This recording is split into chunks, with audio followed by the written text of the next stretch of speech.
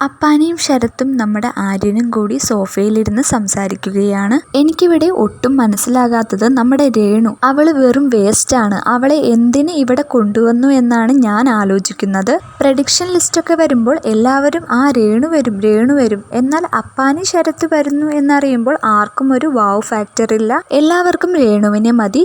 പക്ഷേ എന്തിന് അവരെ ഇവിടെ കൊണ്ടുവന്നു എന്നാണ് ഞാൻ ആലോചിക്കുന്നത്. എല്ലാവരും രേണു വരും എന്നൊക്കെ പറഞ്ഞപ്പോൾ ഞാൻ വിചാരിച്ചു അവര് വലിയ പ്ലെയർ ആയിരിക്കുമെന്ന്. എന്നാൽ ഇവിടെ വന്ന് നോക്കിയപ്പോഴോ വെറും വേസ്റ്റ്, ഒരു ഗുണവുമില്ല. എനിക്ക് സുധിയാണെങ്കിൽ നല്ല പരിചയമാണ്. ഞങ്ങൾ ഒന്നിച്ച് അഭിനയിച്ചിട്ടൊക്കെയുണ്ട്. അപ്പോൾ സുധിയുടെ വൈഫ് എന്ന നിലയിൽ എനിക്ക് അവരോട് റെസ്പെക്റ്റ് ഒക്കെ ഉണ്ട്. അതുകൊണ്ടാണ് ഞാനായിട്ട് അവരോട് ചൊറിയാൻ പോകാത്തത്. പക്ഷേ അവര് പുറത്ത് കാട്ടിക്കൂട്ടിയ കാര്യങ്ങൾക്കൊക്കെ എനിക്ക് കട്ട കലിപ്പുണ്ട് അവരുടെ അടുത്ത്. പക്ഷെ ഞാനൊരു സ്ത്രീയല്ലേ എന്ന പരിഗണന കൊണ്ട് മാത്രം അവളോട് ഒന്നും പറയുന്നില്ല. പക്ഷെ അവളിവിടെ വെറും വേസ്റ്റ് ആണ്, പാഴാണ് എന്നാണ് രേണു സുധിയെക്കുറിച്ച് അപ്പാനി ആര്യനോട് പറയുന്നത്. എന്തായാലും രേണു സുധിക്കെതിരെ ചിലരൊക്കെ പടിപടിയായി മുന്നോട്ട് വരുന്നുണ്ട് എന്ന് നമുക്ക് കാണാൻ കഴിയുന്നുണ്ട്.